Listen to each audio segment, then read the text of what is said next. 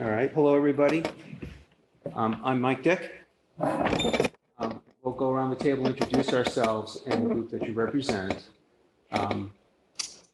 Let me first begin by saying that all of us are here for a common purpose, to represent the interests of the citizens of Cohasset in planning for our future.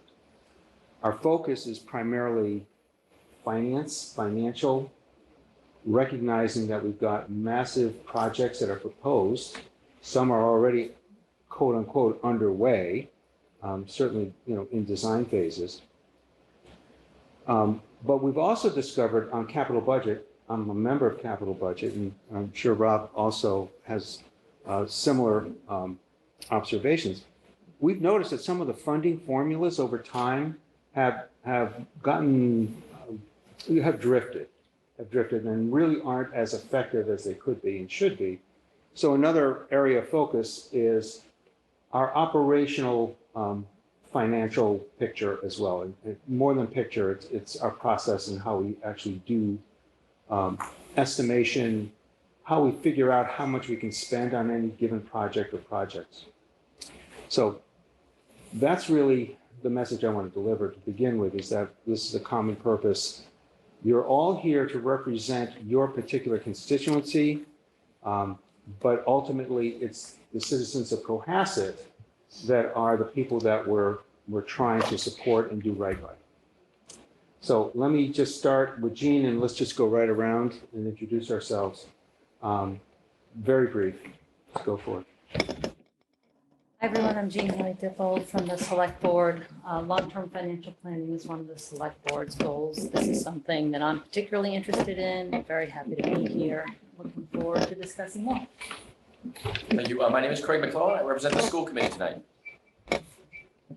Chris Senior, I'm the town manager. Michelle Leary, the assistant town manager. Brian Host, Chairman of Capital Budget Committee. Stephen Girardi, Chair of the Cohasset Water Department. We do have big plans the next few years, and we have to make sure we capture the budget correctly. Great. Rob Hillman, I'm the chair of the advisory committee. All right. Just in time, Jack, introduce yourself, and then we'll put up the first slide. Jack Creighton, chair of the Cohasset Select Board. My apologies. The zoning bylaw committee was interesting, as many of our committees are. Thank you, Mike, for doing this. We have a very talented, so let's continue. Okay. The first slide then. Just curious, Justin, do you see any participants on Zoom?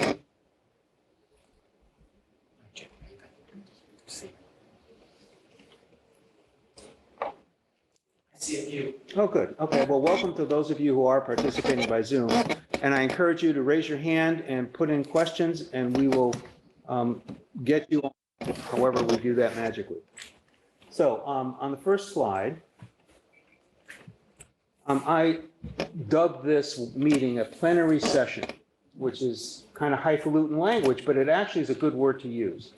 Plenary session is when a group is trying to get their arms around a very large, complicated situation, more than a project, it's a situation. And a plenary session is a chance for all of the different participants to come together and begin to articulate their needs. And then I believe if we can understand each other's needs, we are a long way to coming to a consensus on issues. The important thing is to recognize everyone else's needs as well as your own. And we all should be looking for common ground. We should all be looking for where the needs might overlap, or where, if some adjustments could be made, will overlap. So in this plenary session, it's a forum attended by all parties, the stakeholders, and that's a corporate word, I suppose, but I like to use it. It's somebody who has skin in the game. So all of us around the table represent a function of the town in one form or another, whether it's part of the town manager office or whether it's part of one of our enterprise businesses like water and sewer, schools certainly, and then capital budget and advisory as advisors to the select board also have skin in the game. But just to reiterate, all of us are working for the citizens of Cohasset and their future. This group is formed with the lofty goal of laying down a new framework, a new set of ground rules for figuring out how the town can best work within its budgets, within its revenues and expenses, that's to say, and come up with the right fine-tuned processes, mechanisms to make sure that our spending each year operationally matches our revenues, that the demands of the town looking forward, looking ahead, looking into the future. And we know that there are some very large projects which cost an awful lot of money, all of which are laudable and commendable, somehow either need to be financed or shaped in such a way that the town can, I'll use the word, afford them. You know, now, afford means different things to different people, but I'll just use that word for right now, and we certainly can get into a debate on what can the town afford, but that's in the future. So, well, let's go to the next slide. And before I do, let me just ask if there are any questions or comments on what I've just said, and if everyone's more or less in agreement that it sounds, yeah, this seems right, okay? We're trying to do something that's reasonable and makes sense to everybody. We're not here to lay down, you know, the law. We're not here to dictate, but my background brings in a lot of these ideas and concepts that I know work well, at least in the business world, and I think can be applied here successfully. So with Gene's help, we put together a structure, and we're calling it a straw man. It's something that is a starting point. Straw man is nothing more than something you can look at and say, you know, I don't like the shape of the straw man's nose, I'm going to change it to this. And that's what we're here to do as well, is to take whatever first draft, first pass, first cut at what myself, Gene, and in conversations with Brian, my chair on my committee, have come up with, and Chris, on long conversations with Chris and Michelle, and Jack, so I know I'm going on. Anyway, take that straw man and shape it to something, again, that we all agree on. We're looking for consensus every step of the way. So, I often will start a big, complicated situation, solving for a big, complicated situation with a series of problem statements. So if you're all in agreement, as there's a good place to start, we can start to articulate what are our problems. We can start at the highest level and then start to specify individual problems that might feed into the bigger problem. So as I understand it, and we can change this, but as I understand it, our town has a need for new or upgraded, I'll use the term purpose-built buildings proposed for its future. So purpose-built would mean a school, a town hall, a public safety building. There's a particular purpose for it. We also have a critical need for annual maintenance and upkeep for our existing infrastructure. This is something, this idea, this concept has become more popular among capital budget and advisory over the last several years. That our town, I'll use the word suffers from lack of maintenance. And there are some of us who feel that with proper maintenance, we can get a lot more life out of our buildings and avoid costly projects in the future. So if we agree at some point in the future that yes, this is a need for annual maintenance and upkeep, then that will factor into our big solution. And then we also have a need to review our existing operational funding formulas and make changes to meet new realities. I don't want to get too deep into the weeds, but how we use free cash is an example here. How free cash feeds into the capital budget request recommendations. It can feed into advisory funding for projects. So we want to work with our existing formulas and see how well or how poorly they meet our current situations. And so I suggest that this group, the Long Range Financial Planning Group, will work to address these needs. So that's a problem statement with the statement that this group is going to work on that problem. So how do you feel about that? Do you agree? Do you feel like we're missing something? Is it short-sighted? Or is it, dead solid, perfect, and let's move on? That's one of the reasons we're set this up. Yep. Crucial. Jean? I might add two areas. One being, when we talk about new things that we need, or even it might be in the world of upgrades, there are certain projects hovering out there that perhaps are a bit more inchoate, but if we're talking about 5 to 10 years, we may be looking at fields, courts, resiliency measures near the harbor. And so I think that when we talk about that first bullet, and maybe we could just subsume it in the first bullet somehow. I think it goes beyond buildings in terms of new infrastructure or upgrading infrastructure, just to make sure that, in full disclosure, we are sort of capturing it all. Like if we had a huge flood that wiped out our sewer plant, that would clearly be something that isn't necessarily contemplated by new or upgraded purpose-built buildings. So that's one area that I think maybe we need to flex that a little bit. And then the other place, and this might be subsumed within the third one, but just to put a finer point on it, is there may be a need to consider new revenue sources beyond our existing sources. So this isn't even the formulas. This is about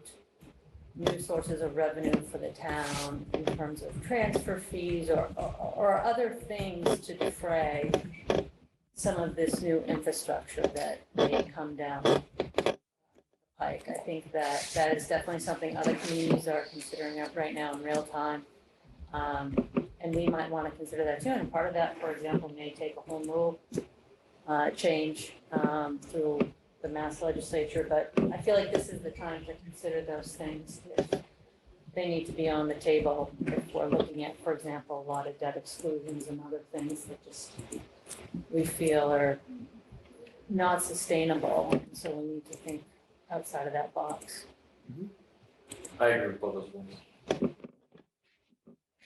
So let me ask you if you can come up with a description of point one, which is certain projects still unformed, but may appear in the next 5 to 10 years. Can you give us a label and we'll add that? Sure, it could be new infrastructure projects. Mm-hmm. I know that's pretty general, but for example, the Alternative Energy Committee is pursuing a FEMA grant right now Mhm. for a grant for a microgrid, which may or may not come to fruition, but that would be a new infrastructure project Mhm. to enhance the resiliency of our grid. Sure. Perhaps say and other major projects Yeah. after the word buildings.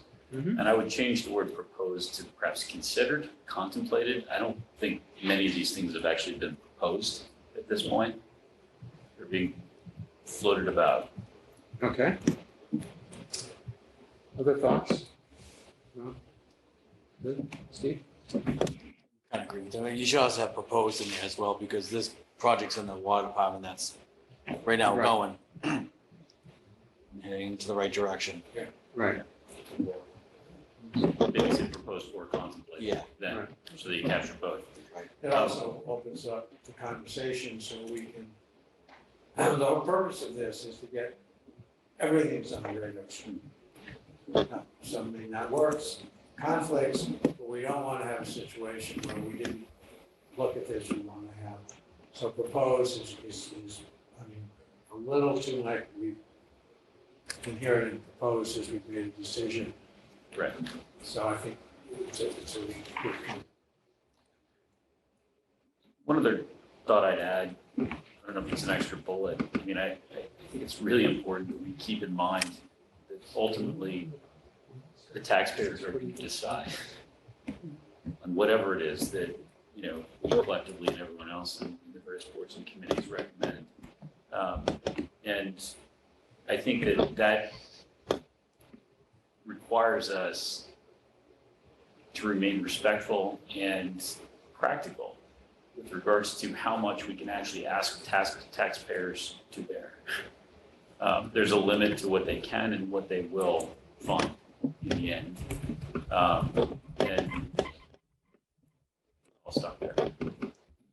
And I agree with Brian too, because for the water department, we're rate-based. We are part of North Cohasset that's on Ware River, so we were lacking 400 residential homes.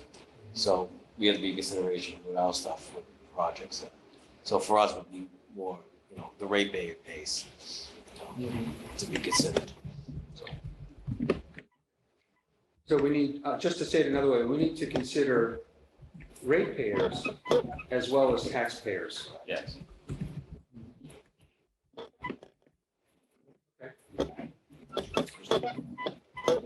Let's go to the next slide. All right, so again, trying to establish a foundation tonight for all the work that will follow.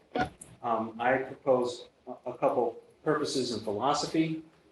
And often a plenary session is a convocation, is a gathering where you articulate your purpose, you articulate philosophy.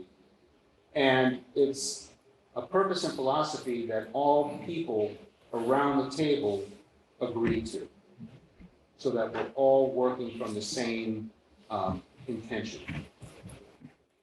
So, this is a straw man, but our purpose could be defined by the following mission statement. We want to provide the town with the tools and methods to reliably and consistently gauge 30-year lifespan proposals, which we're calling generational, and 5- and 10-year operational plans and funding formulas. Let me pause here. There is a lot of intention in these statements. I've heard the term generational projects recently, and I like the term. I just want to make sure that we're all on the same page by what we mean. And that's why, after talking with some of us, I came up with, or we came up with, 30-year lifespan minimum. And then the 5- and 10-year operational plans, this is something that the town manager and his office already does, as do all the major enterprise funds. So it's nothing new, but I think we want to look at how we operate our town and ensure that the processes, the formulas that we're using are up to date and appropriate and should be looked at on a regular basis. So to be able to course correct as conditions change, whether revenue goes up or revenue goes down, or whether we get mandates from the Commonwealth, I'm thinking of PFAS and the other problems that we face with mandates on maintaining certain standards in schools and so on. Yes, I Chris? didn't want to take questions. I told us the questions on Zoom. Oh, good. Let's hold here. And Justin, are you our question taker? Sure, we have one question on Zoom. Let's go. Yeah, anytime there's a question, just break in as if they're right here with us. Okay. Tremendous amount of background noise, paper shuffling and banging, etc. Thank you. Okay. Thank you for that comment, and let's see how quiet we can be, and don't hesitate to let us know if it's still terrible, okay? I'm sure. Okay. If people are also logged in on Zoom, how many people are logged in on Zoom? Justin, how many people do we have in now on Zoom? Where are we? Not even. Looks like we got 1, 2, 3, 4, 5, five people. Very good. Okay, so that's almost, well, certainly a third or more of what we have right here. So all of you out there, we welcome you. And I'll say it again, don't hesitate to post a question. All right, getting back to where we were, is everyone comfortable with that potential mission statement, that first point? Yes, no, maybe? When you say generational, you mean like schools, public safety buildings, the long term? The long term, we're not pointing out any particular committee or department. The definition is some thing, be it infrastructure like roads or a building with a purpose, like a microgrid, anything that is intended to last a generation, and we're using 30 years as that standard. So is the term gauge sort of vague? I'm not sure what we mean by that, and also to capture what Gene's earlier point was, the third bullet, second sub-bullet is funding formula should be probably funding sources and/or formulas. Okay, But I'm not sure what we mean by gauge. Maybe we can use a more specific term. what would you suggest? I don't know, because I'm not even sure what exactly you wanted to capture with that term. So, Okay, you know, we have a lot of smart people in the room, maybe they can enlighten me. It may just be that, you know, you're my own one. ignorance. What's that? You're one of them. Well, it's just maybe a stupid point. You No. know, I don't, because maybe it's obvious to everyone else, and it's just not. The purpose of this meeting is to zero in on anything that is vague and not clear and not defensible. So in my mind, gauge means, One point. oh, The sure. only bad question is when you think of dumbass. Okay. How about analyze? Assess. I think, analyze, I think I like better, than gauge. I mean, I just feel like it's vague, I'm not really sure what we're saying we're gonna do. I think that's probably an important verb. And what we're trying to do is be specific. We're really trying to be clear so that there isn't any squishiness in this. Well, and just to weigh in on that, I think my sense of this project is that various boards and committees have various jurisdictions, right? Like the schools have one jurisdiction, select board has jurisdiction over the financial policies. We have advisors, capital and advisory, obviously. They have their jurisdiction, and so the goal isn't to change people's jurisdictions, but to provide an analytical framework that everyone can sort of be looking at projects through a similar lens and analytical framework, I think, to make it easier for all of us, if that makes sense. Yeah, I think, what about providing consistently, analyze and consider? Everyone good? That's why you see Yeah. Rob, what do you- I'm not big on mission statements. I don't really have anything to add. Okay. I think they, when we get down into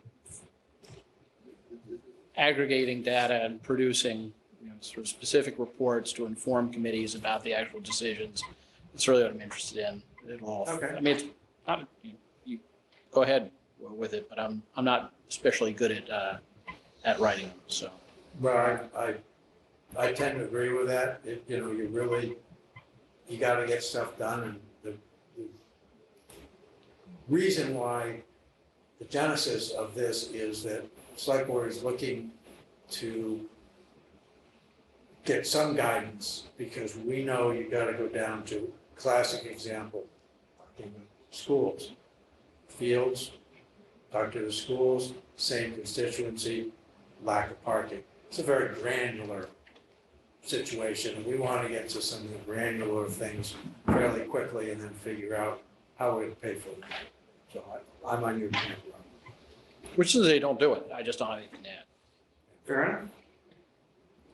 All right, let's just move through it then. As part of our mission, reason for us to be here is to prepare the ground for select board and town manager to assess and prepare major financial warrant articles. So we're here to help the select board and the town manager craft those warrant articles. Those warrant articles certainly contain what's being proposed, but the warrant articles also contain a price tag and the financing scheme. So what the work we're doing here is to help them understand what the project is and what the financing plan is going to be, and the financing impact on the operational budgets over whatever that lifespan of funding is, be it 5, 10, 15, or 20 years. It all affects the operating budget and the debt service that's contained there. So does this make sense? That one makes sense to me. Okay. The next point, it definitely sounds like business speak, but that's the best I can do. But we want to create a funding model. It's stakeholder derived, meaning those of us around the table come up with it. It's consensus based. It means those of us around the table agree that this is the model we're all going to use. And it's based on need, cost, and financial feasibility.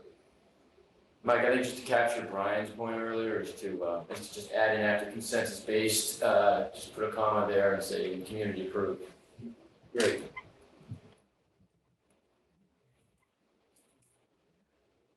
Thinking about that, if we're coming up with a model, how would we, and I'm just asking broad strokes, how would we get the community to approve that? What would a way to get community approval for the funding model? Well, I think that would be part of probably a warrant article on any sort of major project, so it would be presented at town meeting and we would get community approval in that.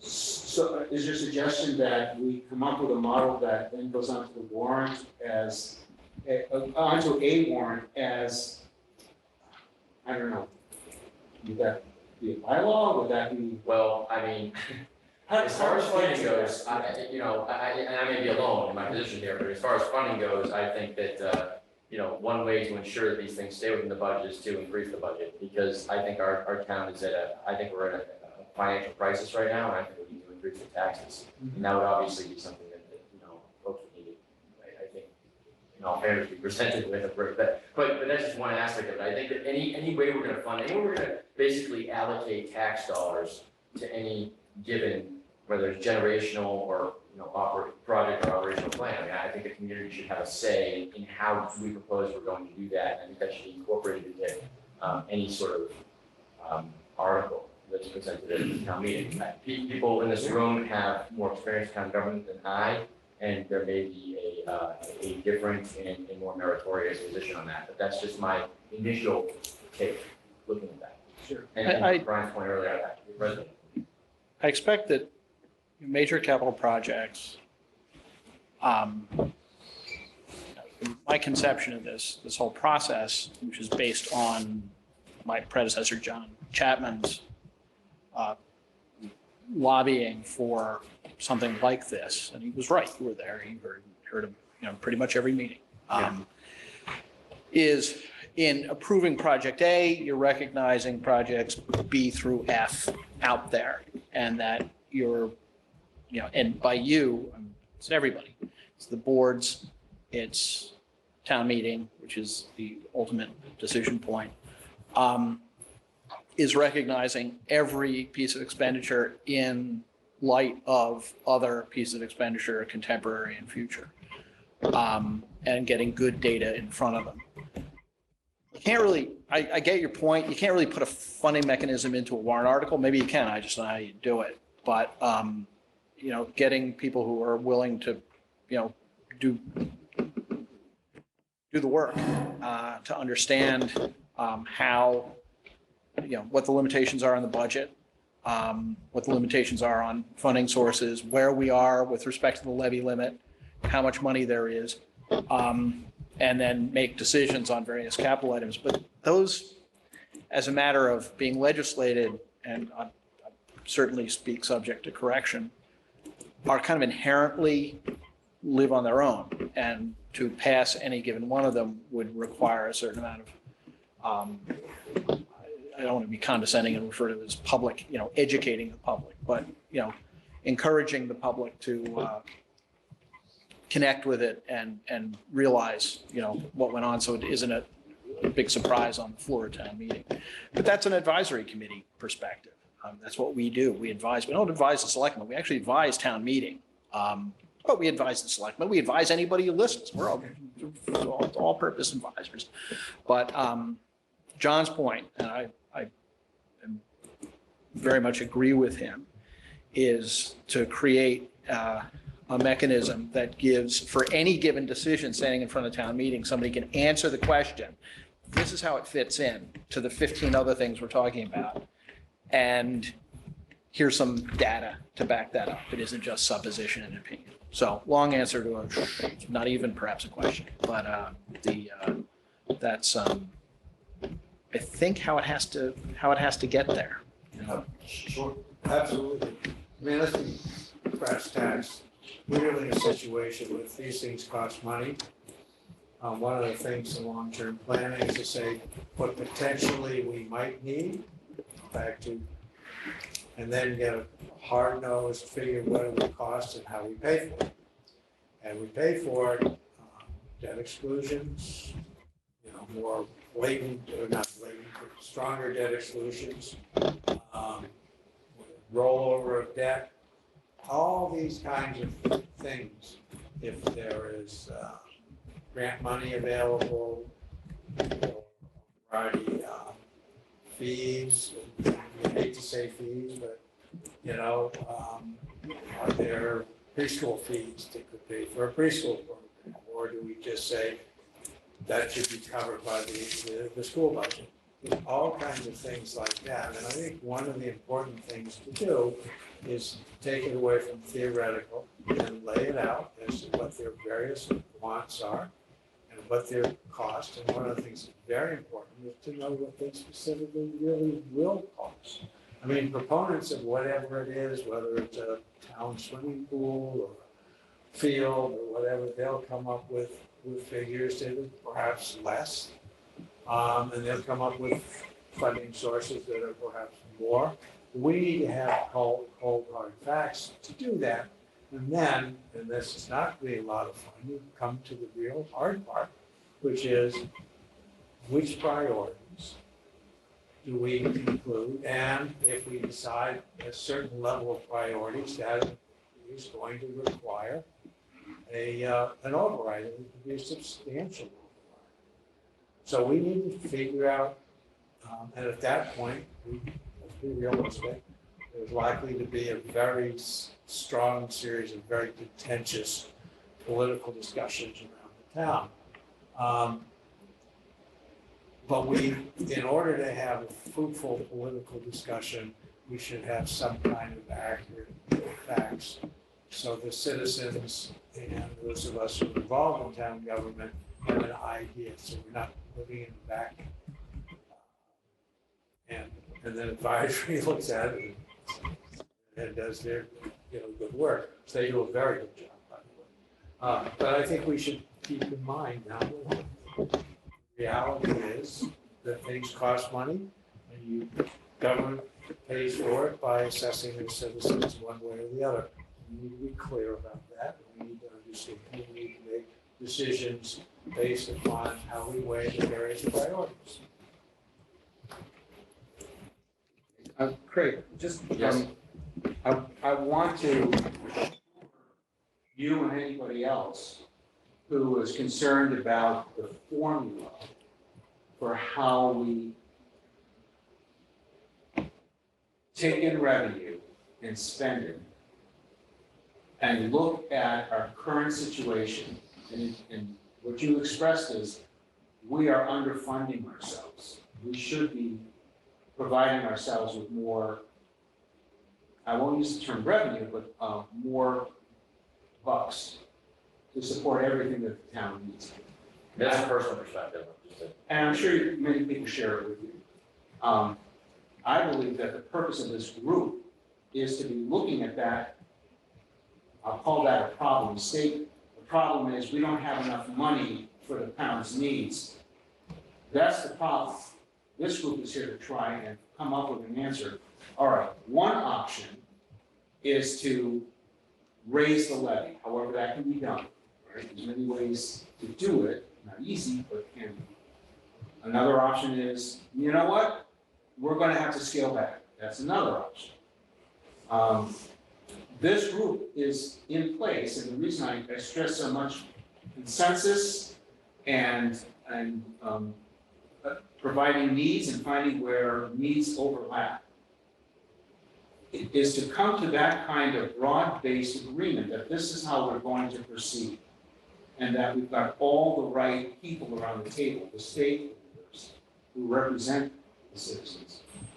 So that problem is a major problem that we all recognize, and will not, in my view, will not be just sort of shunted aside. I think that's really a pivotal one that we're here to try and address.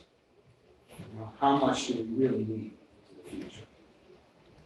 Yeah, Brian. I'd like to touch on sort of two different concepts that are together. One is clearly operating budget, and the other is major projects. I just want to assemble this for a minute. I'm going to share a personal perspective on the first one, which is the operational budget, because that's not the community capital budget. Would you speak up a little? Sorry? Speak up a little? Sure. With regards to an override for operational budget purposes, as a taxpayer, I would want 100% confidence that before I was asked, okay, to sign up for that, that my town government had made every possible effort to constrain cost in every possible way. Were disciplined, acted in good faith, and recognized that they were burdening me with an incremental ask. So just in terms of the threshold for me as a taxpayer to be, willing to say, okay, that's what I would need. If I, as a taxpayer, see things that don't make sense to me and we're adding headcount and I don't understand why, and costs are running, at mid to high single digit growth rates and I don't understand why, it's a very easy no. And I think there are a lot of people that would feel that way. So it is quite likely that we are underfunding ourselves. But I think to get to yes, people need to recognize what it's going to take. And to me, that's what it would take. Others may feel differently. Shifting the capital budget, which is, where I'm actually going to speak on behalf of a sort of a committee perspective, I completely agree with what Mr. Hellman has stated. If we were to come with, and his predecessor as well, I think there are a number of people who have been in tune with this issue for a long time and have been completely like mine. If we're going to go to taxpayers and ask for excluded debt, which is fundamentally an override, we can call it whatever we want, okay? Yes, the mechanics are different, but if we're going to go ask for excluded debt, you need to be able to tell them what's coming behind it. You can't come with one project and say this is only going to increase your tax bill by X and come back 3 years later or 4 years later with another project, knowing fully well that there's 4 more projects behind that. Taxpayers will get very quickly upset and they'll just start voting no for the back half of that series of projects. We've seen this in Hingham, you've seen it in Newton. You can look up all over the place. That's what happens when people feel like they're doing a one-time tax increase that in fact becomes a recurring every few years tax increase. They will not tolerate it. So it's absolutely critical that we inform people what's coming behind it. It's absolutely critical that we sequence these projects so that in fact the highest priority and most critical projects are getting done first. Because otherwise what happens is a group of people advocate to form a committee, we do a study, the next thing the study becomes a feasibility study, then it becomes a capital request. And just because that project had a few people that pushed it, suddenly it's first in line. It may or may not be the most important project to the town. So it's really critical that we get these, sort of all into the mix, we sort out, what the priority is, and let people know what's coming. So just a different way, I think, of saying the same thing. That's what I meant by community approved. I mean, I guess Brian articulating it better, I mean,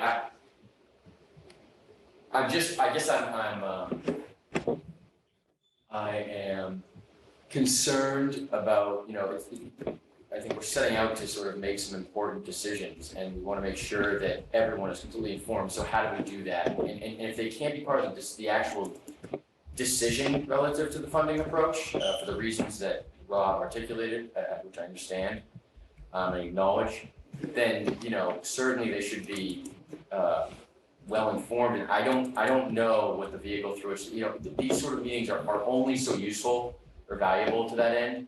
I don't know whether that would be, you know, some sort of emails or recurring articles in the newspaper, or something like that. I don't know, but like, that's what Brian, what you were just saying is exactly what I mean. I mean, people need to know exactly what we're doing, and then from that, we'll be able to extract a sense of where the approval is, so that we're not in a situation where the view of a few that push it forward and then that the many get stuck. That's what I'm sensing. And yeah, I would add in, I'm in total agreement on all of that as well, in terms of all three. And I would add, as a select board member, I'm not willing to put things on the warrant unless I know what's next in line and have a good understanding of the financial formulas and how it all interrelates because of this sort of disparate approach that I've been concerned about with all the projects sort of hovering out there, but no sense of opportunity cost or, you know, the sort of DTI of the average taxpayer or resident out there. And so in my world, I could foresee, just hypothetically, you know, we get a report done and we say, here are a variety of projects that are out there. Here is what the town's policies are. Here are some ways that we can afford to pay for some of this. Here are some ways that we could consider funding some of these, for example, a debt exclusion if need be. You know 3 years down the line, this is what might be coming, or another two. And we could take that plan and we could have a link to it in the warrant or on the ballot to say, when you vote on this project, go and see the town's long-term financial plan here for a full understanding of the town's financial picture and what may be out there as well. You know, however we want to phrase it, but I do think it's important that taxpayers, residents, ratepayers see the big picture, particularly as we're coming upon some big projects and big decisions. Absolutely. I mean, this is the whole challenge.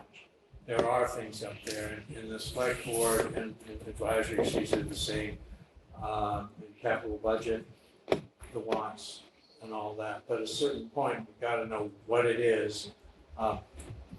Granular right now, there's arguments about how much of which streets gets a new sidewalk and which ones don't. Well, take that writ large across the town budget. Right? So before you make these things, I mean, if you deal with it in figuring out your budget all the time, that's the issue, you know. So the whole idea of the long-term financial planning is to do precisely that. Identify the potential things, took a large view, figure out the costs. You know, then you take the costs and you put it against the revenue sources, the ability to fund it, and you got to figure it out. And you know, it's not going to be fun, but you know, in my business world, I'm involved in a lot of that in the private sector. And trust me, we want to know where those funds are going, and why. And we're just doing that same discipline to the town, so we can do that. And so when we can look to the citizen and say, you know, if you want this, you got to fund it this way. If you don't want to fund it, you're not going to get this. Instead of this, well, we can get it, or you have a pressure room that is very, we saw that over the years in the swimming pool. People love swimming. They push for it. It is really, and I'm swimming. Very small group, and they never got that going. Different, perhaps, political skill level, it might have been on the top of that. And I think that's one of the things Gene's referring to, you were referring to. So that's really what I think the core of our mission here is, to facilitate that type of hard-nosed discussion and agree, and we all can agree. We may not agree on what gets spent, but we can agree upon what the things are, what the priorities are, and what the costs are, and what the funding mechanisms are, potentially. All right, well, it sounds Can like I- a consensus intention. I didn't even go off the cadence. No, I've got one I did. Oh, you encouraged. at the, without prolonging this, but there's something that Brian said that I want to just add something to. You referred to operational budget overrides versus capital budget issues, and we can't, capital is the junior partner in our budget. The biggest part of the town budget of every town, part of the town budget is labor cost. That's what towns are machines that pay people to do things for people. We also buy some buildings to do them in, but, and we can't ignore, I don't think, Mike, I don't know what it fits into the mission of this committee or anything else, but we should all in the back of our minds have this notion that a lot of this is being driven, this being Craig had referred to, crisis level issues with budget. And we know that some of the, getting to the number last year required a little bit of work. That's the context we live in. And I do think when you mentioned, that your perspective on overrides for operational purposes, I share those. And I think also that a couple of operational overrides would be toxic to any subsequent capital overrides. So they're to be avoided in the last ditch. And that means hard budgeting over the next few years. And a lot of that is in the context of collective bargaining and hiring decisions and other things, which isn't the fun part of municipal government. But so I just want to put that so it's on the table, and then I'll stop. But we should move on.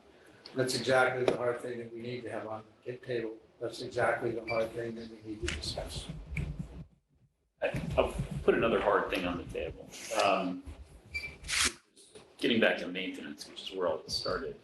The hands down, the absolute lowest cost way for us to provide decent building space and functional building space for our employees and for our townspeople is through maintenance.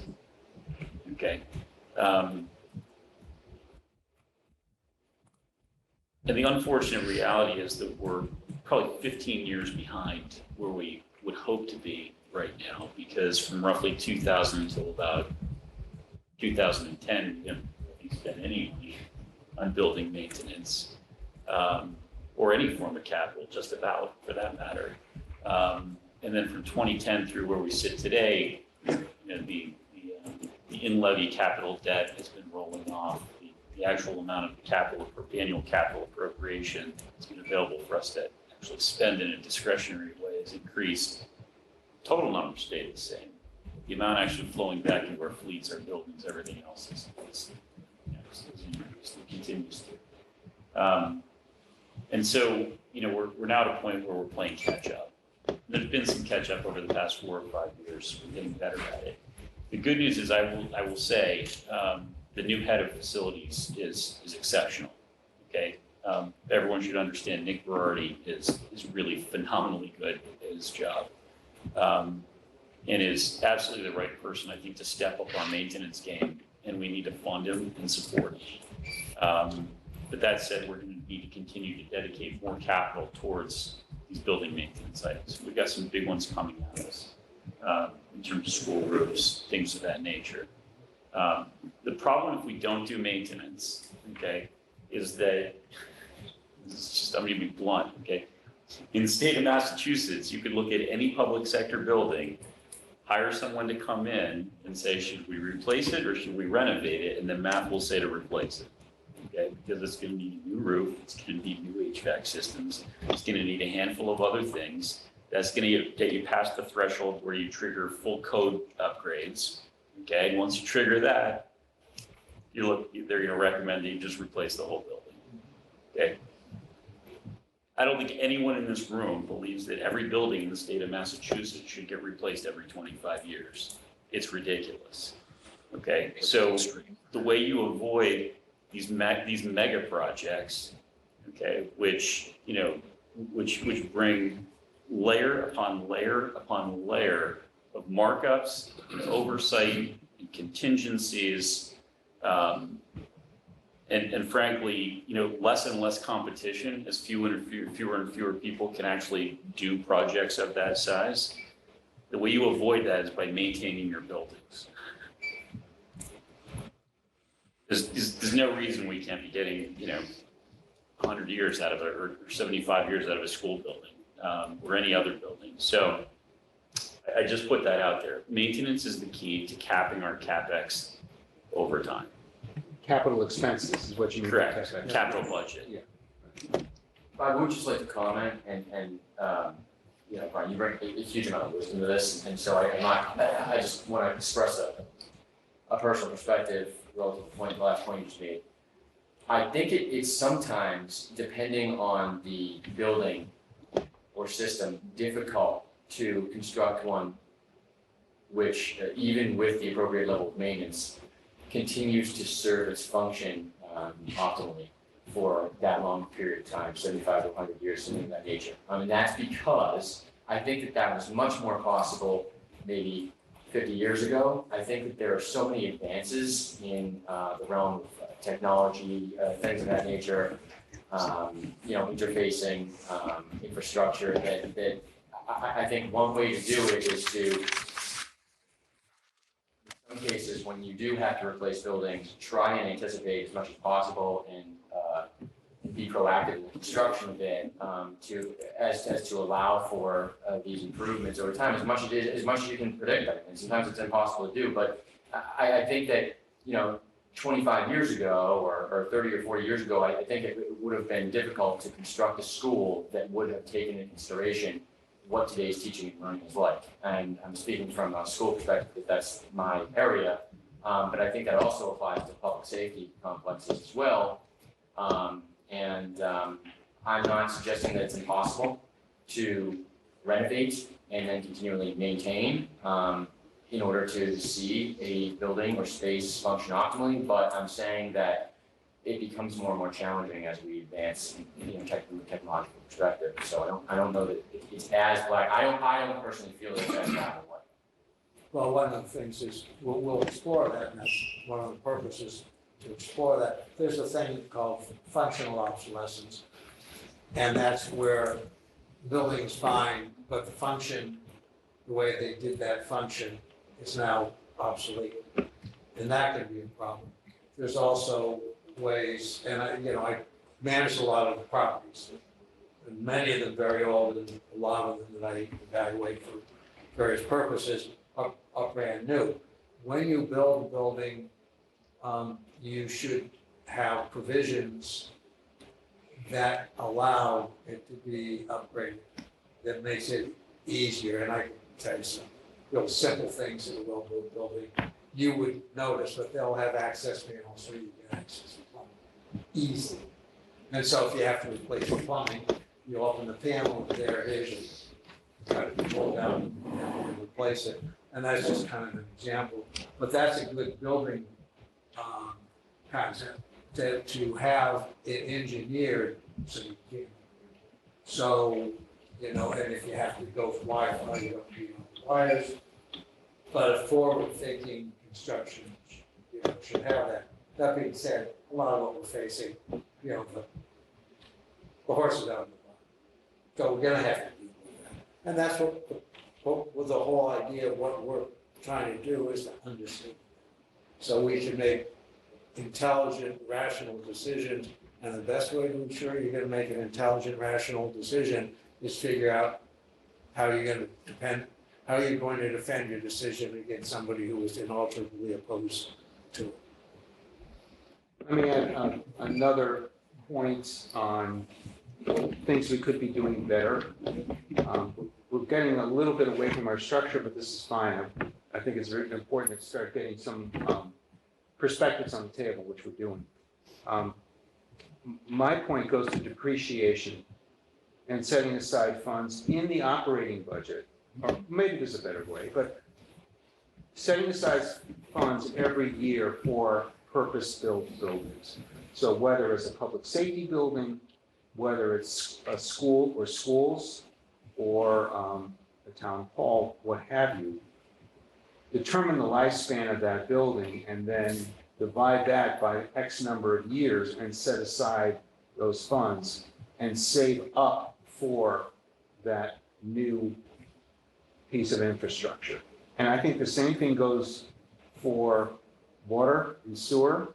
Yes, we do have unanticipated needs like a granulated activated charcoal system.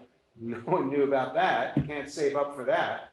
But we know that in 10, 15 years, we're going to need to do something about the water treatment plant. We know that. Correct. So now's the time to start saving. All of these are demands on a very finite operating budget because we also have to run the town. And this group, I hope, will be looking at these different pressures and looking at these different factors, which basically are an equation. You know, this plus this plus this plus this minus our revenue should equal 0. So all those factors that go into our running a town equation need to be brought out and then laid out and start to piece together all of these. At this point, they seem like they're very disparate pieces, but they all have a common connection, which is the services we provide as a government to the town. Good point, especially depreciation. If you're understanding an investment property and you look at the expenses, one of the expenses is depreciation. And you actually, if you're doing an accurate cap rate calculation, which evaluated the value of the building, you have to have a factor for depreciation. And we should, when we do our budget, we should say that school's operating costs include X amount of dollars for depreciation. And then in an ideal world, that money is sequestered in some manner. So when it's needed, it's there. Now that's very hard to do in a government situation because, you know, government officials and elected officials like to take that money that should be held aside for depreciation and use it for fancy projects to gain votes. That's a dynamic that's not likely to go away, but I think we can at least be aware of it and properly account for the cost of property as the depreciation cost. Thank you, John. We have about an hour left, and I really do want to keep this to a 7 p.m. to 9 p.m. meeting. I want to point our attention to the philosophy. These are basically ideas for, call them ground rules if you want, but just want to get everyone's feeling on whether this is appropriate or something else needs to be substituted. But the members, the stakeholders contribute information, their thoughts and ideas in open and honest discussion. I think we're doing just that right now. We will look for areas of common interest first, so things that unite us rather than divide us. And then we will move fast, we'll stay focused on goals and seek consensus.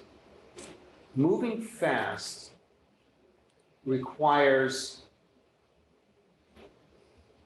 a good handle on what the overall goal is and keeping it simple, keeping those elements that we want to bring to reach the goal, keep it simple and not get too far down in debates on smaller projects or nuance, but keep it high level. Keep our discussions high level, trying not to get sidetracked into something that's just draining our time. So that's my take on it, moving fast and keeping it simple. So your thoughts? Absolutely perfect. Okay. Anyone think it's imperfect?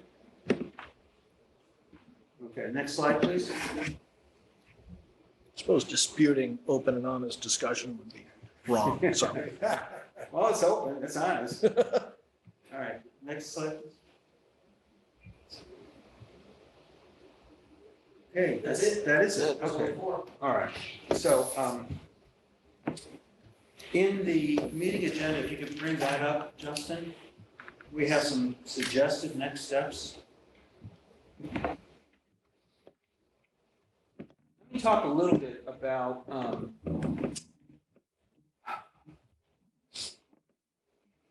a way to approach a very complex situation and solve for multiple problems. There is an approach called Agile, which is a way of managing projects in an iterative method. Repeat, repeat, repeat, repeat. And in Agile, what we try to do is we make a problem statement, we break that down into goals. Those goals become milestones to reach those goals. And then those milestones are broken down into tasks. And we strive to create tasks that can be done in short bursts of time. So that's an approach that can work here as long as we can keep it high level. We can use anything else as well, whatever, like Chris and your staff, whatever project management tools and techniques you use. But I found Agile to work very effectively. By iterative, I mean, you keep the goals simple and you seek to create something that's called the minimum, I'll use the word acceptable, product or outcome. What is the least accomplishment we feel we can pull off? And let's go do that. And then you take that first accomplishment and you build on it, you add to it. You begin to add more detail, more intricacy to it. But it starts as a fairly simple, high-level goal with a set of milestones to reach that goal, sets of tasks to reach the milestones. Then you accomplish that minimum acceptable product or outcome, and then you start on the next version. So you're constantly creating new versions as you accomplish each 1.0, 1.1, 1.2, and so forth. So that's my suggestion for how to get after all of these many different ideas we've already laid out. And if you feel like, oh, okay, let's try it, great. If you feel like that's a load of horseshit, we'll do something else. But I'm trying to bring ideas here that we can start with and just get on with it and not dither and not, over discuss and debate. And there are some big problems that we have to face. And I'll just jump ahead a little bit. With these big problems, the real trick is defining the problem. What are we trying to solve for here? And if we all agree on what the problem is, then we can get after what potential solutions might be. And all of us represent a different constituency. A business term is we are cross-functional. We all represent a different specialty, if you will. But it's the exact right, in my view, the exact right group to have. You've got people with many different specialties that can bring all of their different experiences and perspectives to bear on a given problem. So there's a lot of sparks of life. So that's my suggestion. And if we're good with that, we can just keep rolling. Or if it seems like you're not comfy, we'll try something different.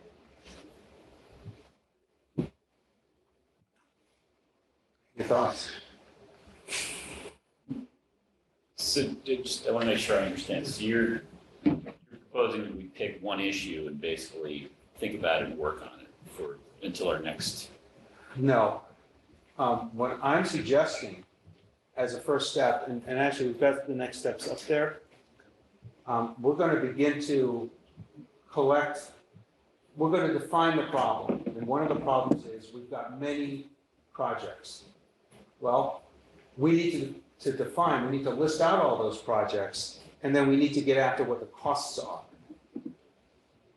Problem is, with all of those projects and all those costs, all we can do is come up with a range of costs, but there's still work that can be done to zero in on those cost structures. What I'm suggesting is that we actually will have multiple problem statements and we'll have multiple parallel tracks that we'll be pursuing, but keeping it high level, keeping after a minimum acceptable outcome. So in this thing, multiple projects, unclear financial. Minimum could be get a function, get them all listed, and get them all with a price tag within 40% of range, Okay, and you can take that as whatever you put it all want. together, and then, that's a not really even close to solving, but at least puts a parameter. Right, That'd and be an then example. your next step is to go deeper. So I'm suggesting multiple paths, So, and we choose which ones we feel are the most important.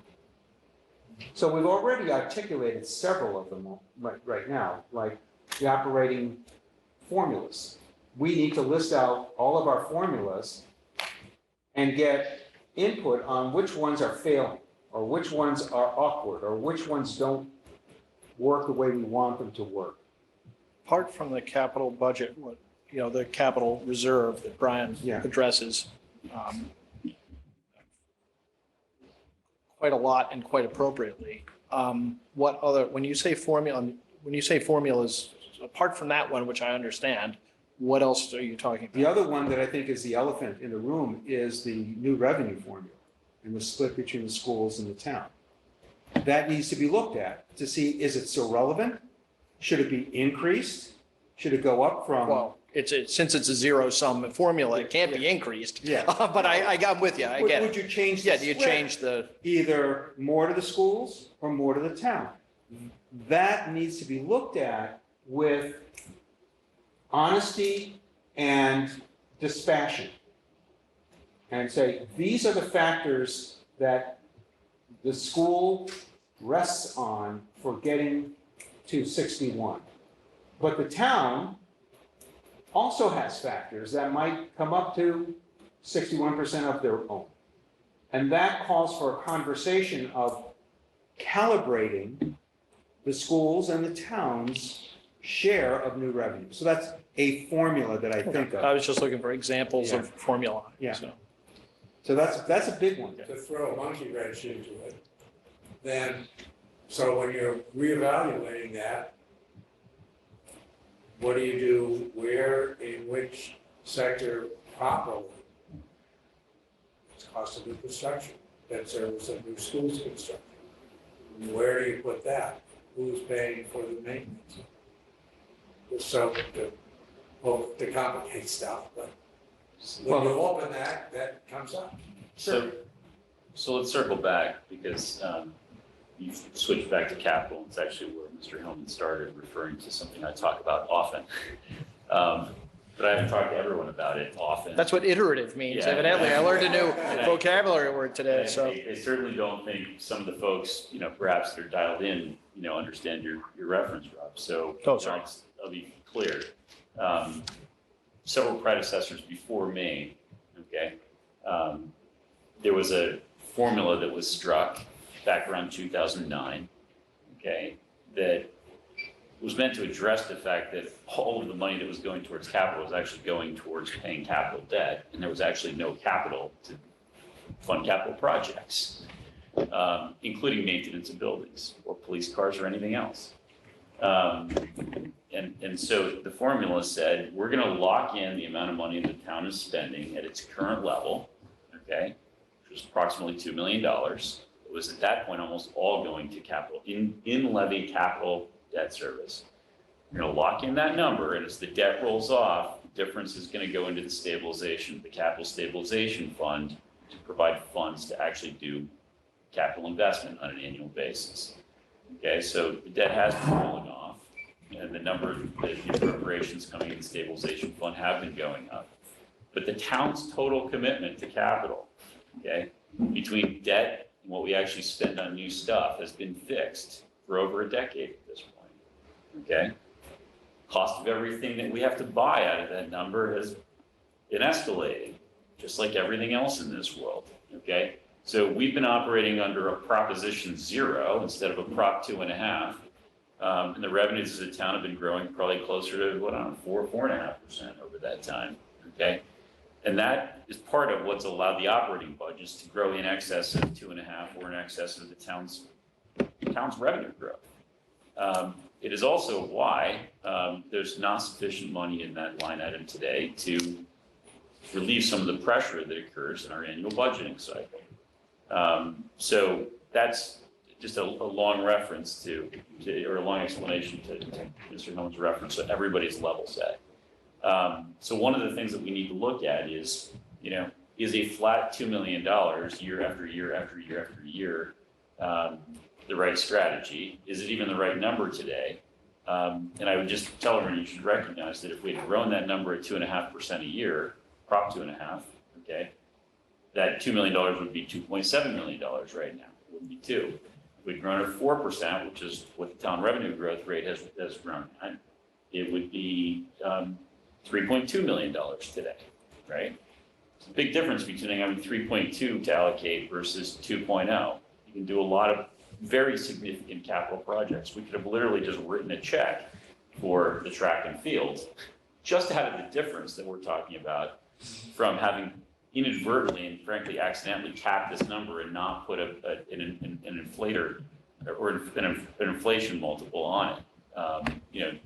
It was a great formula at the time, but no one actually thought about the fact that, oh yeah, but we also need to grow it year after year after year.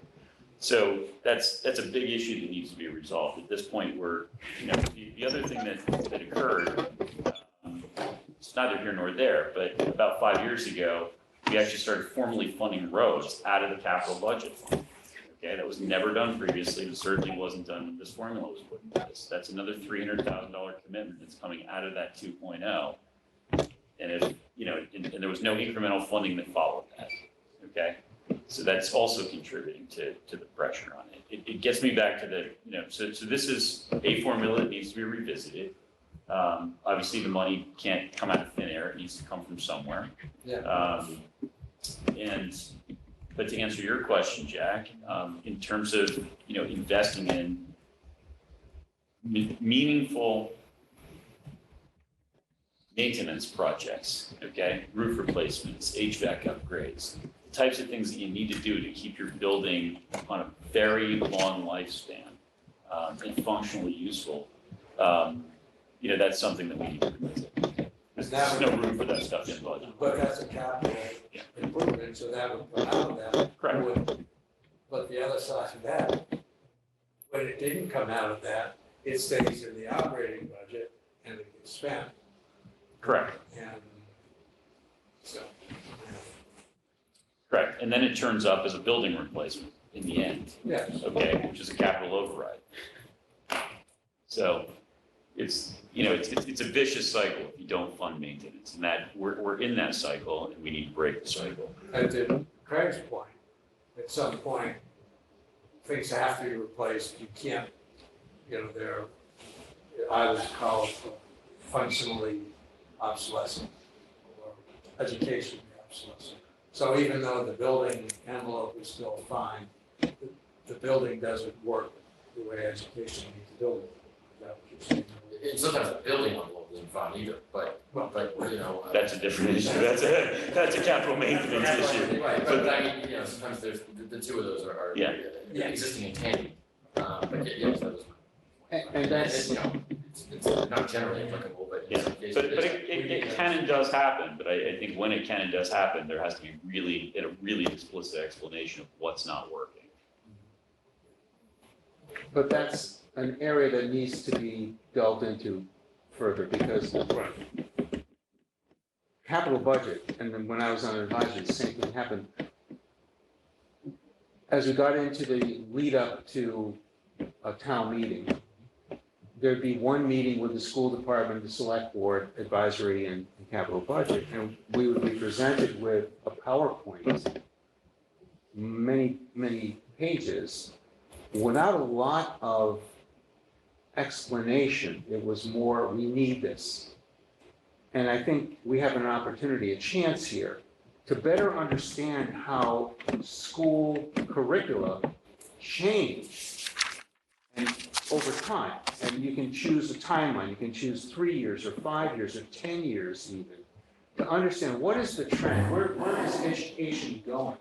What do we need to provide our students to keep pace with good educational practice, solid educational practice, which I hope is proven somewhere.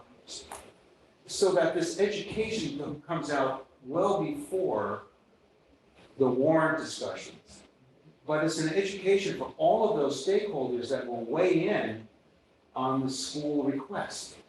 And I think we can avoid a lot of very long meetings in the future by getting this information on the table within long-range planning, so that those of us here can go back to our groups and say, we covered that. We understand from the schools that the trend now is whatever. And for Cohasset schools to be in step with educational trends, we need to go there. And that concept is not exclusive to the educational section of government. You can do the same.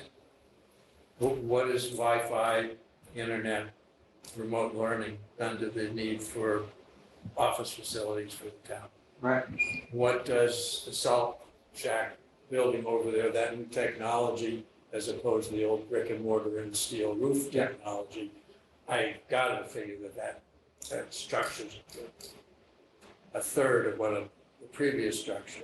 So there's all these different things. And I think that the thrust of what we're saying here is knowledge is power, and we need to get this knowledge. And I think that's the whole idea of what we're doing here today, to get our sources of It's a knowledge. chance to exchange information Yes. across all the different Yeah, states. I learned something even from Brian. Don't be so surprised. Yes, Chris. Let me just, by the way, it's been a great conversation, and it's going to continue to be a great conversation. This is the only way this is all going to happen, is all of them get together and say this is not a priority schedule. There's no question that the capital funding formula needs to be updated. At the same time, I will remind that the town has plugged that gap with millions of dollars of free cash and grants over the past decade. So it hasn't been a purely static. The formula isn't static, but the spending's not static. That's not a perpetual thing, right? You can't guarantee that every year. And the grants, you put a lot of green community money into school writing and all kinds of other things. We can't guarantee that either, though those funding sources change. And we're seeing at the state level, those things are changing. I mean, the whole focus of the Green Communities Program is changing. And even with free cash, there's been other demands. The pandemic happened, you know that. Sometimes it's one off, sometimes we have something that happens and we have to fund it, fix it. So the town has kind of stopgap a bit of that, at least at the time that I've been here. That's not a lot. We don't use free cash to, there's policies to government. It's supposed to go to one-time expenses first. That's the whole point. So it's been, as Brian's pointing out, it's been a while since some of these conversations happened. It's tough. It really is time to figure out where the town is, where it's growing. The town has a 93% residential tax base. Say again? It has a 93% residential tax base. Yes, right, That's not changing. right. Intel's not putting a chip plant here. The TripAdvisor's not moving its headquarters here. If Jack's going to expand his financial company and build Creighton Enterprises on a 15-acre site, Brandon Enterprises wants to retire. so we're not going to have that. That there are, some projects that are on the horizon, I think will help our operating budget in the very short term. That said, there's not a lot of growth coming either. I mean, the town is fairly built out. Justin, if you can zoom in on this, starting with review town department funding formulas and going down into look at the novel. Okay. So, working with Gene and with Brian, we came up with some of these bullets here. And this first one, Rob, goes to your question of what formulas you're talking about. Chris, you just talked about. Is this capital, by the way, Mike? Because we don't use any of those for operating. Those are all for capital. We don't use those for operating.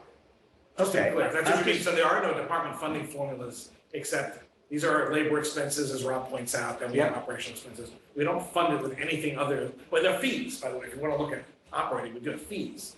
But the money is really just tax. All of those are capital funding sources. We don't use free cash, generally speaking, for anything other than one-off capital. I understand. We're just trying to articulate formulas that should be looked at. How do we decide to go for bonds, for example? That's a formula. When do we choose to use a stabilization fund? That's a formula. So those are the policies exist. I think that would require a revisit of the policies too. Okay, fair enough. Right. And that's what it rests on. Those formulas rest on policy. And I think that's what, Brian, you've been talking about all along, is what is our policy?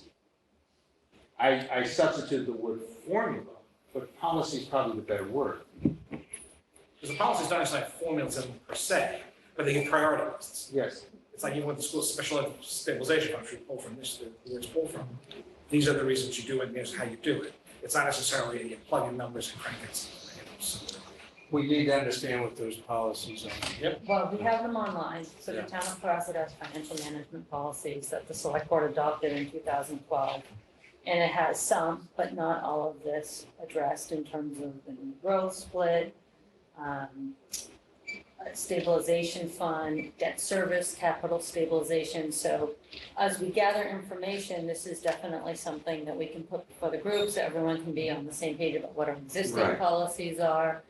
We have, for example, advisory has a $200,000 reserve fund.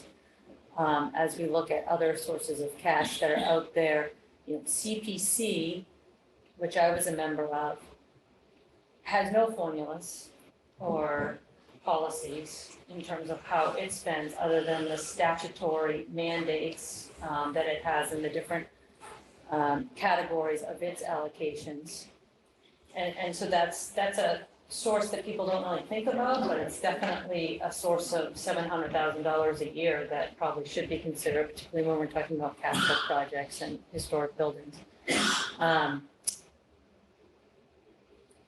The other things that we've listed in terms of really the novel revenue sources, obviously because it's novel, there's no formulas or there's nothing on the table there, but that was definitely something that I think is worth putting some time into researching. As I've said to some of you, Hingham has done research quite recently and come out with a sustainable budget plan where they researched exactly that.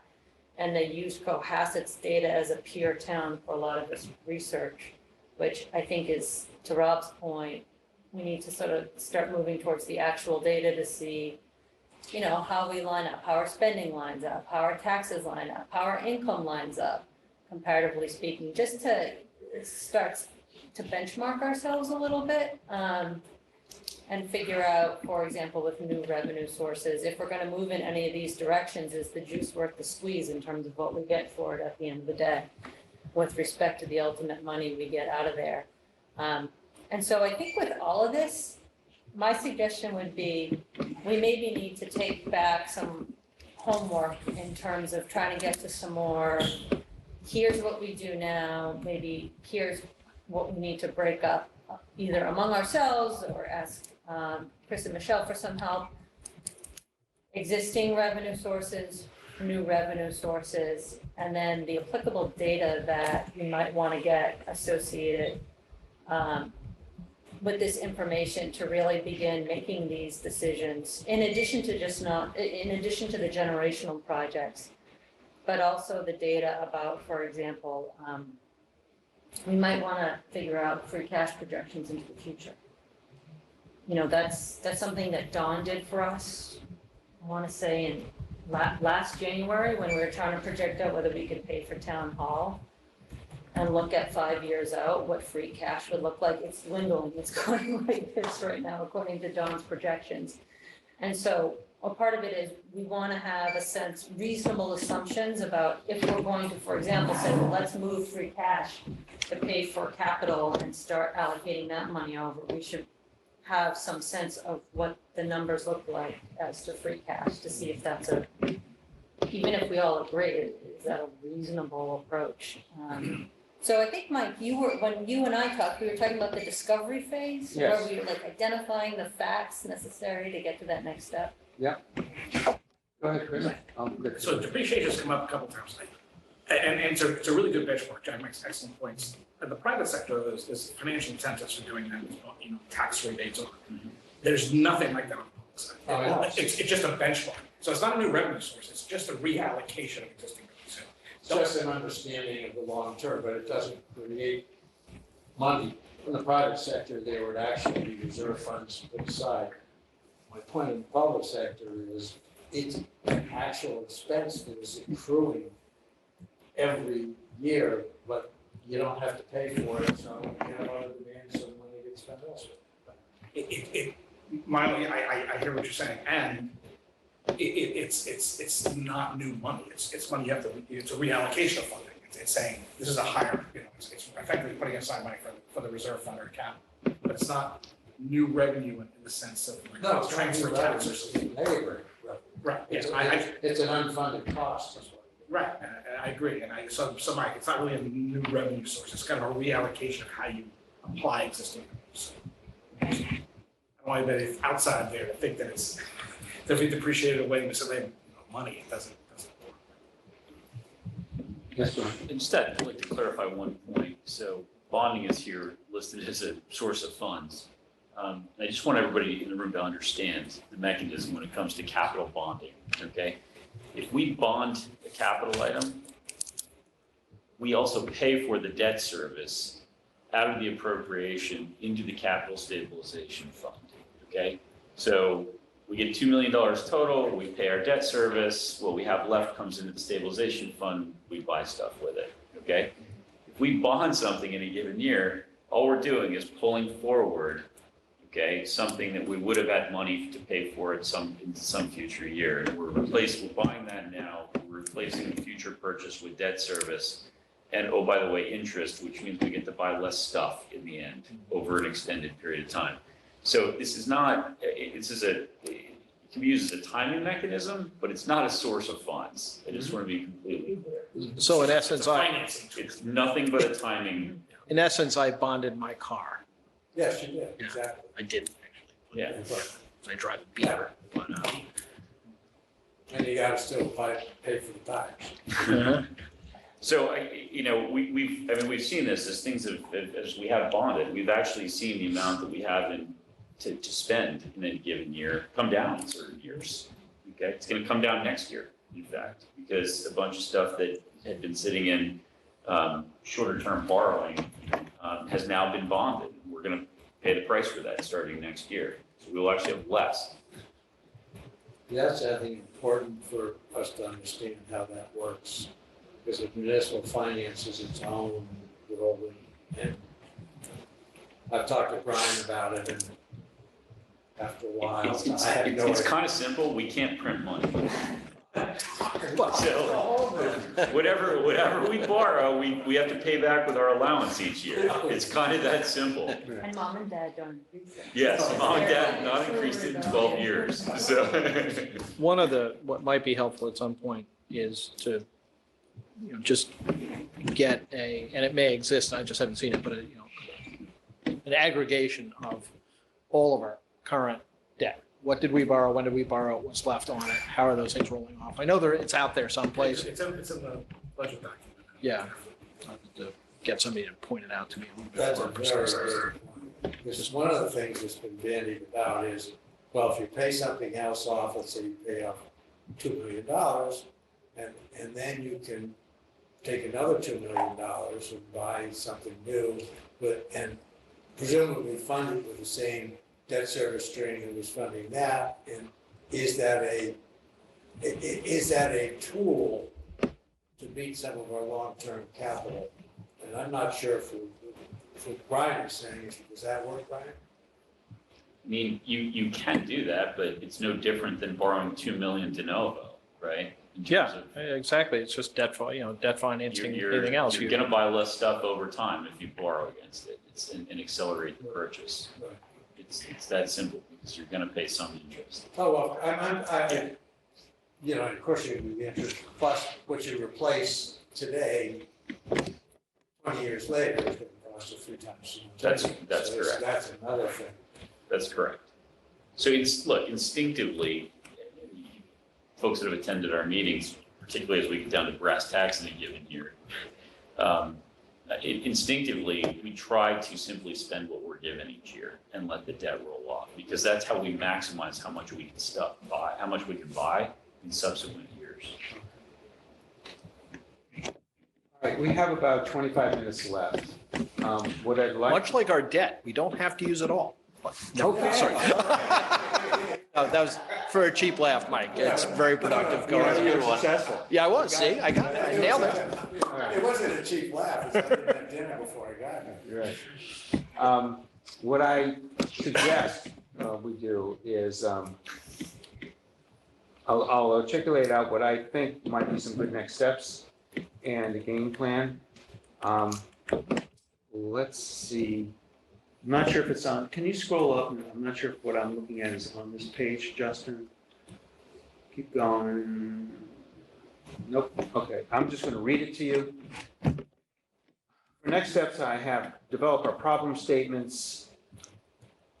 Then we research those problem statements and assess solutions. That's the discovery phase that I was explaining to Gene. Following discovery is an analysis, an assessment. What do we find out?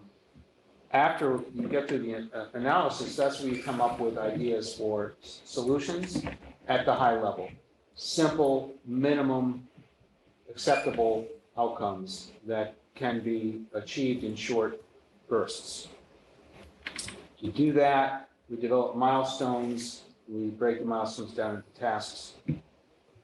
One of the next steps I've got here is this group commit to X number of meetings before September 15th. I chose September 15th as really the date in my mind. Mid-September is when we really start working on fall town meeting.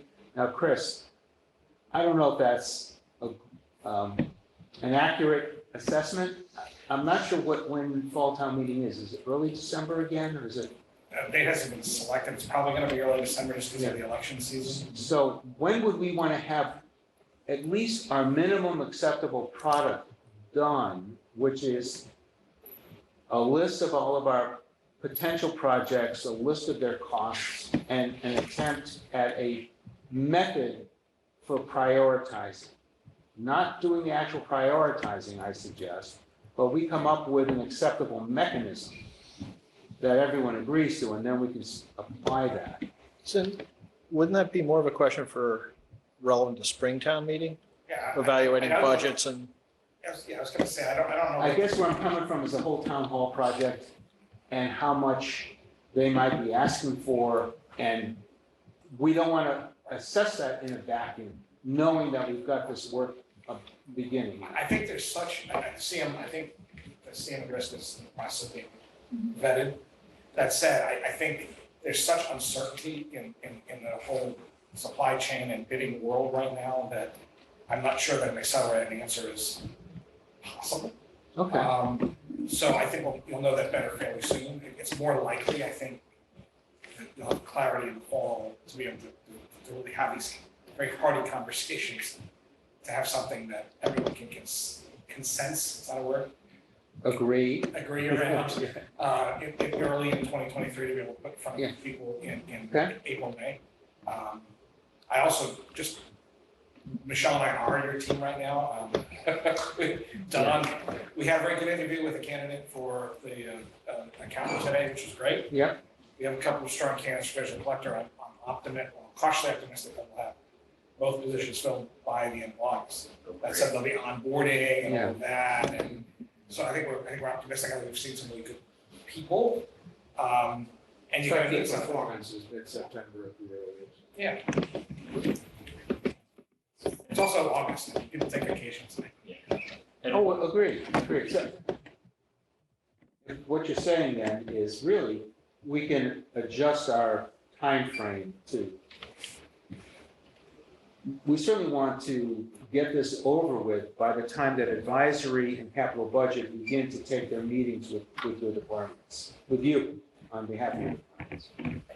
If there's some things you want to accelerate faster, which I would say that the funding formula for capital or something. That would be a great project to get done at a minimum acceptable outcome.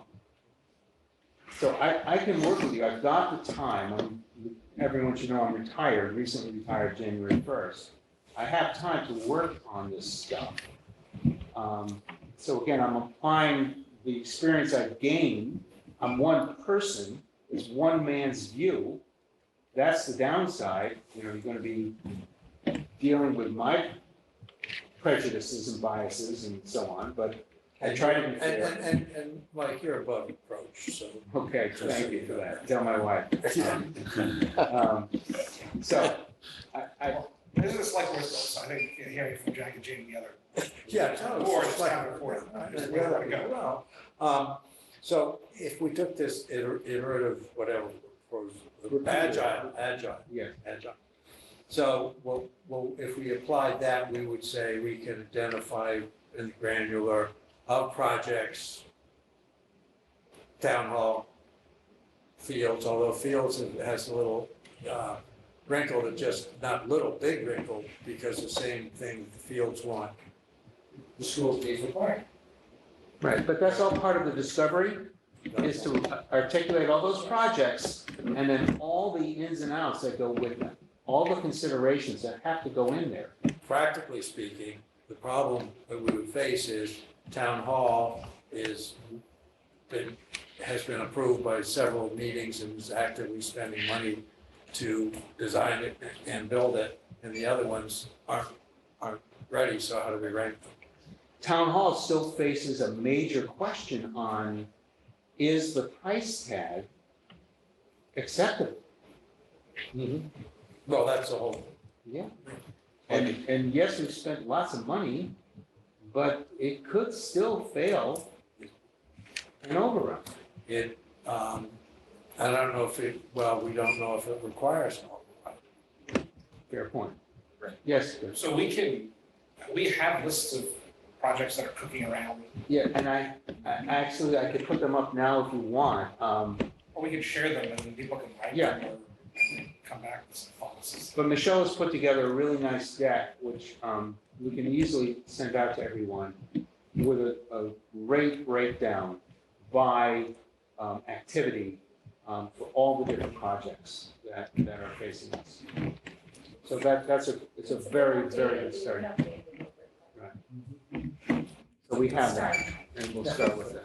One of the capital projects going right now for the water department, and we did hit a big speed bump just of recently, was we went to town meeting for 3.6 million for the GAC, and Yeah, you were on Yes. that meeting, and yes. we got hit with a $5.8 million increase. So It's increased from 3.x to 5.8 for now, for now, yeah. so that's something we need to start really looking at, because that affects the rate base. And we recently just did a rate study, we implement the rate increase over 5 years. So that's something we have to look at. You Right. know, as Mike has been part of the water commission liaison, so. So from where I sit, I can go through Michelle's list. I can start doing some research to get more numbers on them. Michelle, you and I can talk about how much time and effort you can apply. It's a term called capacity. It's how much capacity do you have to lend to this and we stay within those limits. With Agile, there are frequent check-ins, brief, short check-ins, 10 to 15-minute meetings, where the team goes around the table and articulates what they're working on, what they've accomplished, and what's right in front of them. And then other members of the team can either help or advise. That keeps everything on track, and if you choose a task that can be accomplished in a short burst, and generally it's a 2-week is standard, what can you get done in 2 weeks? That's what you're working on. That's what you're focused on. And you eliminate scope creep. It's clearly articulated as to what you are going to deliver in 2 weeks' time. And it might just be, a 6-paragraph memo or what have you, but it's defined and specific. So we can work out your capacity and then choose those tasks that make sense for you to do. If that's okay with your department. So does that mean you want to come back, this group in 2 weeks, and have another conversation? Is that what you're talking about? Well, I am. I think I'd like to shoot for that. At least to have the project lists. I think I'd also like to try and get a better handle on the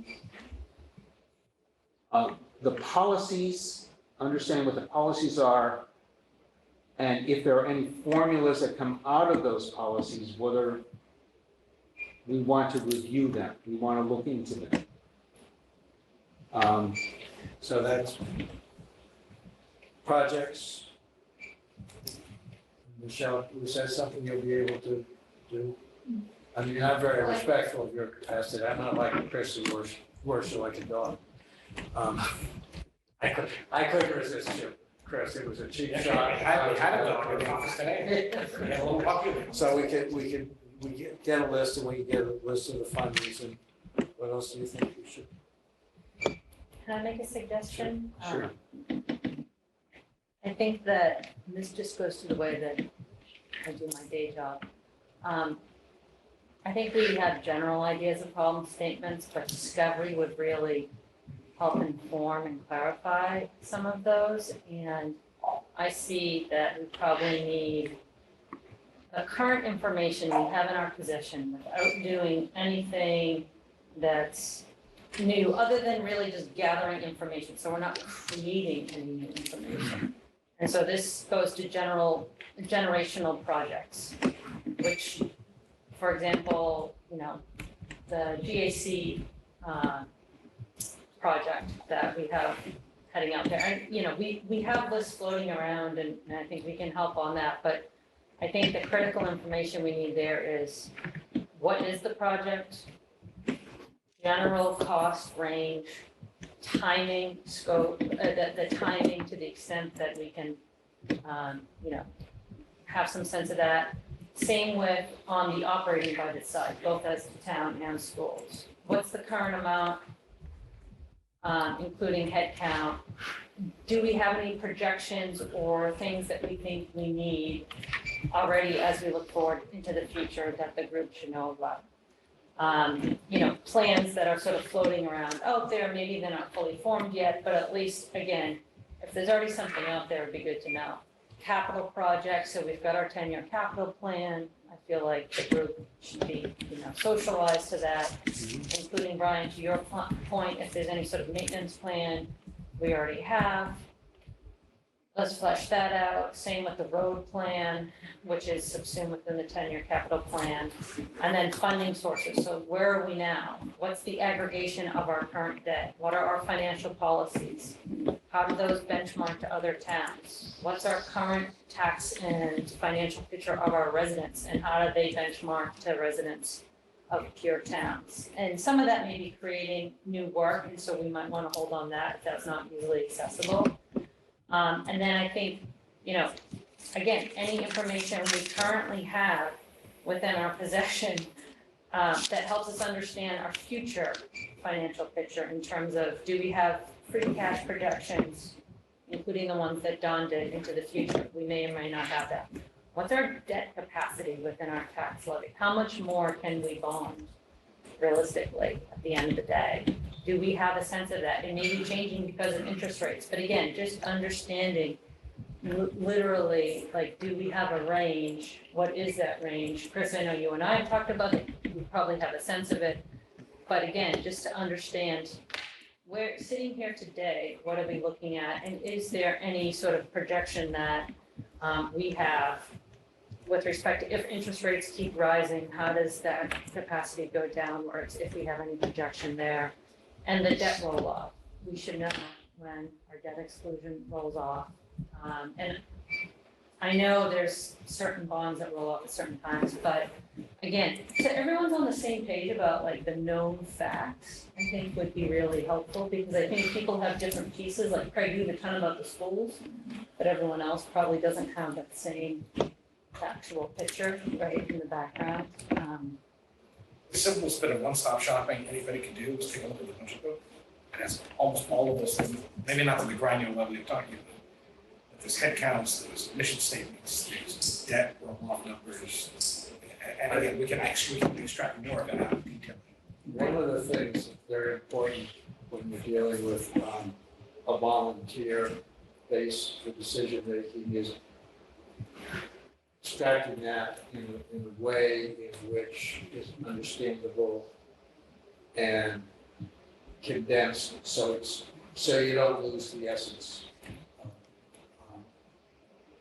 We can't be going through that budget book and trying to pull that out. And there's the salient facts and how to understand them, I think is something that's very helpful to all of us. We're all volunteers, so we all have, full-time jobs, and some of us. I don't think you have to read 127 pages of it.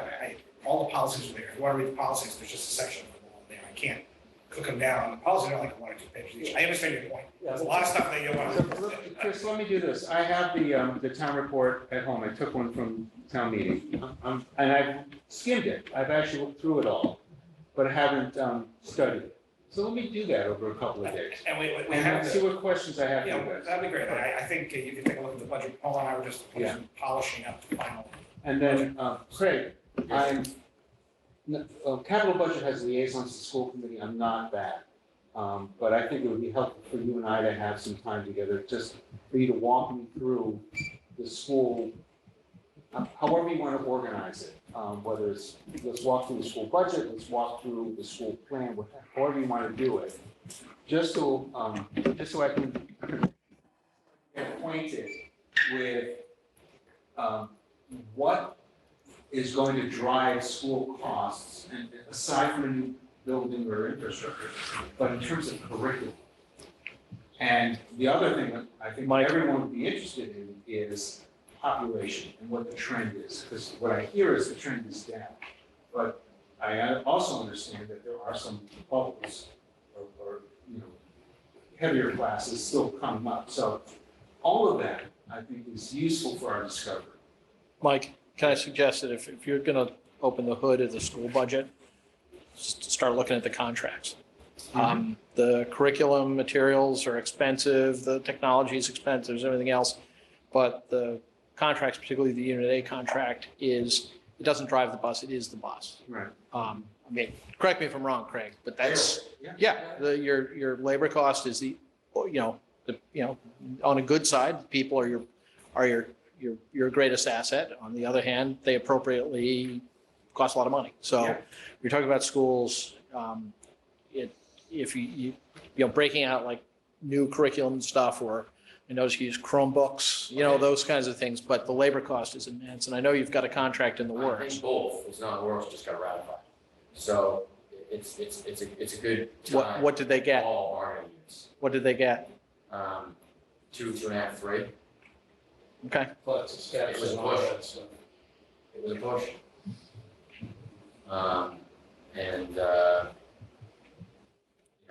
It was done purposefully, but, it's in candor. I mean, we said that, this is anticipating hopefully some growth in town to enable us to do this, and, you know. Is there any contingency or is that a commitment? It's a commitment. Okay, so the school department just committed the town to, you know, that sounds like it's pretty close to the market for the area, but there's a whole lot of money that the town is now committed to pay. 7.5% over 3. Over 3 years. I think we should leave this. Plus, were there any changes in, well, we'll talk about it some other time, but that doesn't count changes in lane and step. So it's That's not, what I was- it's going to be a lot more than that. And that's, yeah, I mean, that's the market for educational services, but that's why I'm suggesting, before you start talking about like changes in curricular materials and stuff like that, the giant in the room is the Unit A contract. And this is comes right into part of the problems, and this comes right into getting knowledge about what that's gonna be.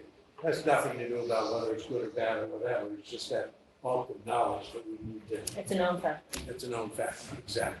All right, so we've got 5 minutes left. I want to Yes. set expectations for our next meeting. What do we want to accomplish in our next meeting, and what information do we want to have in front of us to accomplish what we want to do? There's two. From the school's perspective, I'd like to accomplish what you just said. I'd like to at least bring another representative up to speed with what we view as glaring needs, both from, you know, I mean, I understand the less malleable circumstance that is the payroll, but I do think the curriculum enhancements that we you know anticipate are important, and it's important to share that. We can. You mentioned that earlier. You know, why is there a different demand for teaching and learning, and you know the facilities are important. So from the school's perspective, I'd like to get that out there. Yeah, that's part of the, And so if it's just between you and I and Pat Sullivan and Sue Owen, then that's great. However, we do that so that we can start communicating that to this entity a little bit more.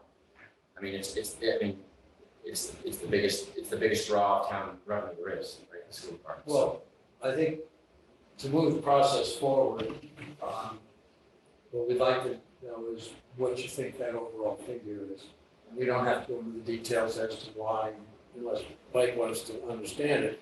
But as far as driving the things we have to deal with, that's one of the key factors, what is those costs? So that, and the other things, as you mentioned earlier, the other economic costs that we need to list them all down and prioritize them.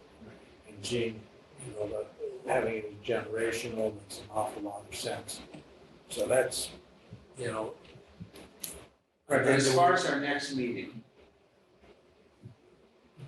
do we want to meet in 2 weeks? What do we want to accomplish as a group? What do we want to discuss? What do we need to research and have prepared for us to have that discussion? I mean, identifying those glaring deficiencies from town, but so for example, what Brian raised is an issue, it's a major issue. Mhm. I mean, we sort of obviously need to dig a little bit deeper on it and come up with a proposed solution, not just identify the problem, but I think that's one, sort of identifying major points of deficiency. So let me suggest this. Let me come up with a series of problem statements based on discovery for us to consider. And we'll take a look at them, and if it's big, we're gonna have to figure out how do we break this into pieces that we can manage and not be overwhelmed by a very large scope. We can be smart about how do we break this down to pieces that we can manage. Does that seem reasonable for a 2-week goal? That's the scope of the overall problem. Yeah, and there are multiple problems. I know there are multiple, Right. but the overall scope of it. Michelle and I have had the problem statement discussions, Gene and I have, and Brian and I have, and now Craig and Steve, you and I can also, I've attended your water commission meetings as a liaison, and I think I have a pretty good handle. Yes, Brian. Are there any documents that perhaps, you know, we as a group should start chipping away at, you know, read 1 or 2 per cycle, just to level set everyone with a common knowledge base so that we're all coming at this from the same perspective? I mean, The first thing that comes to mind is the town report that Chris just pointed to. that's a good one. And Maybe then all of us- perhaps the project lists. Yeah. And maybe the 10-year cap plan. I mean, people just could go through that spreadsheet and click through, start with the, you And know, get comfortable with it. just understand what's in there. The big numbers will jump out. You can click on them, go into the individual departments and see what they are. But it gives you a sense as to what's coming when, at least in terms of when the departments think they're likely to ask less.